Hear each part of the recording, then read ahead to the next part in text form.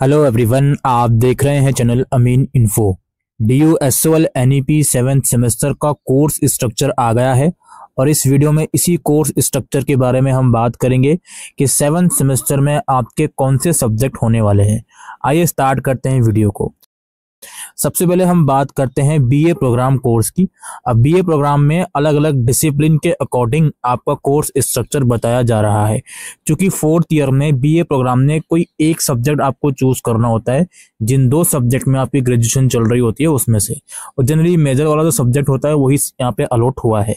तो अगर आपके पास बीए प्रोग्राम विद इकोनॉमिक्स है तो यहाँ पे आप लोग देख लीजिए, game theory and strategic interaction ये आपका कोर सब्जेक्ट है, और 4 सब्जेक्ट आपके इलेक्टिव के होने वाले हैं इकोनॉमिक्स के, जो आप अपनी स्क्रीन के ऊपर देख रहे हो। एक आपका स्किल इनहांसमेंट कोर्स का सब्जेक्ट डेटा विजुअलाइजेशन होने वाला है। फिर आपका बीए प्रोग्राम विद एजुकेशन अगर है तो कोर के अंदर आपका करिकुलम, पेडागोजी एंड असेसमेंट होने वाला है, और ये 4 सब्जेक्ट आप इलेक्टिव के अंदर देख सकते हो, कॉम्पिटिटिव एजुकेशन और बाकी के 3 सब्जेक्ट और। इसमें सेक सब्जेक्ट की अनाउंसमेंट बाद में होगी। फिर आपका बीए प्रोग्राम विद इंग्लिश है तो इसमें इंडियन पॉपुलर लिटरेचर कोर के अंदर है, और बाकी के इलेक्टिव सब्जेक्ट चारों आप यहाँ पे देख सकते हो।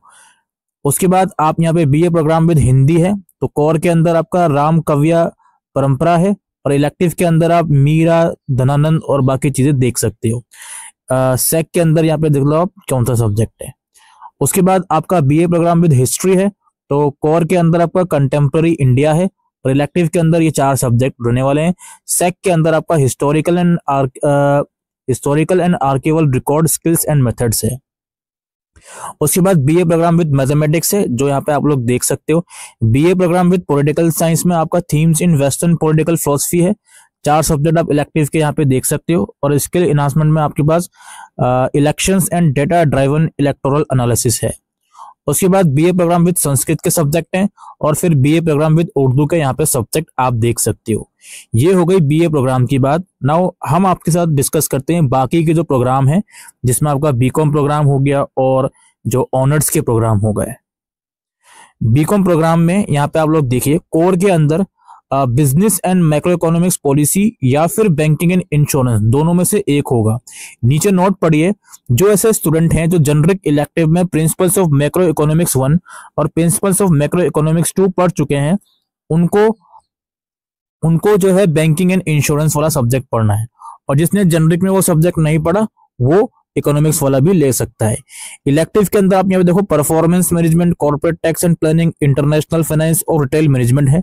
सेक्स सब्जेक्ट अभी अनाउंस नहीं हुआ। उसके बाद बारी आती है बीकॉम ऑनर्स की। बीकॉम ऑनर्स के अंदर भी जो कोर कैटेगरी है, इसमें आप यहाँ पे देखो 2 सब्जेक्ट की चॉइस है, business and macro economics policy और बैंकिंग एंड इंश्योरेंस। अगेन जिसने इकोनॉमिक्स 1 या 2 जनरिक में पढ़ लिया है उसको बैंकिंग एंड इंश्योरेंस मिलेगा। बाकी आप अगर नहीं पढ़ा तो आप ये भी चूज कर सकते हो। उसके बाद बीकॉम ऑनर्स में 2 इलेक्टिव के सब्जेक्ट होंगे, performance management, corporate tax planning, और एक जनरिक इलेक्टिव का सब्जेक्ट आपको चूज करना पड़ेगा। अगर आप बीबीए या बीएमएस वाला चूज कर रहे हो तो इसके अंदर और फर्दर चॉइस है। इकोनॉमिक्स वाला ले रहा हो इसके अंदर और फर्दर चॉइस है। इसी तरीके से इंग्लिश, मैथ्स, पॉलिटिकल साइंस आप कोई एक सब्जेक्ट जनरिक में ले सकते हो, और जो आपने अपना ट्रैक चूज करा है रिसर्च का या एंटरप्रेन्योरशिप का, वो एज इट इज रहेगा। इसके बाद पॉलिटिकल इकोनॉमिक्स ऑनर्स है। अगेन एक कोर सब्जेक्ट है आपका क्वांटिटेटिव मेथड्स, 2 इलेक्टिव सब्जेक्ट रहेंगे इकोनॉमिक्स के, और एक जनरिक सब्जेक्ट आपको इसमें से लेना पड़ेगा, ठीक है। और जो आपने रिसर्च, एंटरप्रेन्योरशिप या एकेडमिक प्रोजेक्ट चूज करा है।